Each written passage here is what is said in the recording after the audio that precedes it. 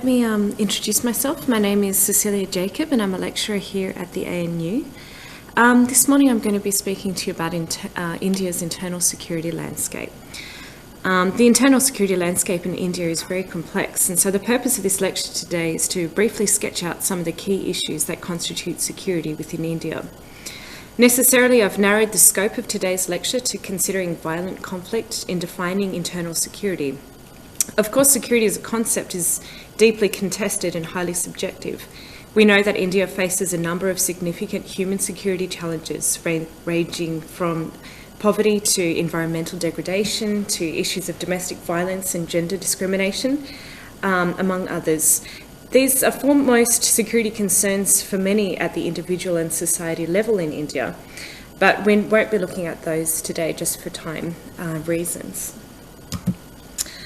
So we're going to start by broadly mapping the different types of violent conflict that exist in India today. Then we'll be looking at the story of India's creation to understand the linkages between the formation of the nation state and its institutions with the formation of identities. The processes of nation building and identity construction are integral to understanding the nature of security within India today.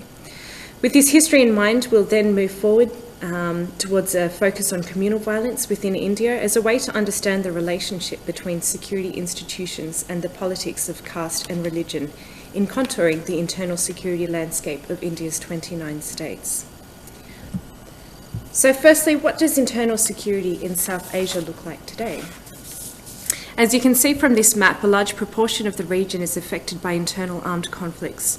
The highest intensity conflict is found in Pakistan, which faces numerous insurgencies, particularly in its tribal regions and Taliban militancy. Of course, of interest today is looking at India, the ongoing separatist insurgencies found in Kashmir, Jammu province in the northwest of India, and the northeastern provinces of Assam, Manipur, Nagaland and Tripura. In addition to these insurgencies, India faces a Maoist insurgency, also known as the Naxalite insurgency, that are shown up on the map in yellow and orange in India's central and eastern zones. The Naxalite movement is a class-based insurgency that's considered to be India's greatest internal security threat. In looking at the maps, how are we to understand the prevalence of political violence in South Asia today? I'm going to start broad and then go more narrow, I guess. So starting off with the big picture history of South Asia, I'd like to introduce the concept put forward by two ANU scholars of the nature of political violence in South Asia to frame this discussion and link the various dynamics of insurgency, terrorism and communal violence. In a 2013 paper, John Braithwaite and Bina DaCosta suggested a novel approach to understanding political violence in South Asia. Braithwaite and DaCosta argued that the violence of colonialism and partition have cascaded both vertically and horizontally throughout South Asia. In the way that a waterfall drops vertically, violence from the state down to society can be understood to spill over and catalyse further state-sponsored violence.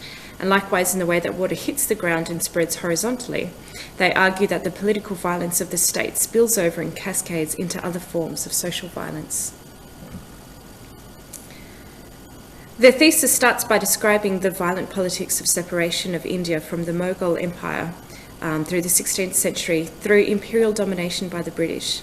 This violence cascaded over into the political violence of the two partitions in South Asia, namely the partition of Greater India into the two modern states of India and Pakistan in 1947, and between East and West Pakistan in the 1971 War of Liberation, through which the state of Bangladesh was created. So I'll give you just a second to read through that quote.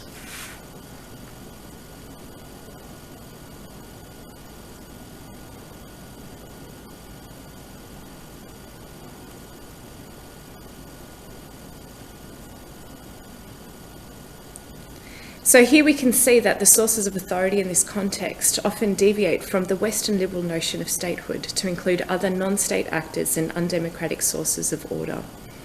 Secondly, the context of political violence in South Asia has taken on new meaning over time as long-standing tensions and conflicts embody elements of the so-called new wars, which are primarily internal conflicts based on identity and structured around criminality, transnational sources of support, and imply non-conventional tactics that create strategically complex scenarios for state security actors.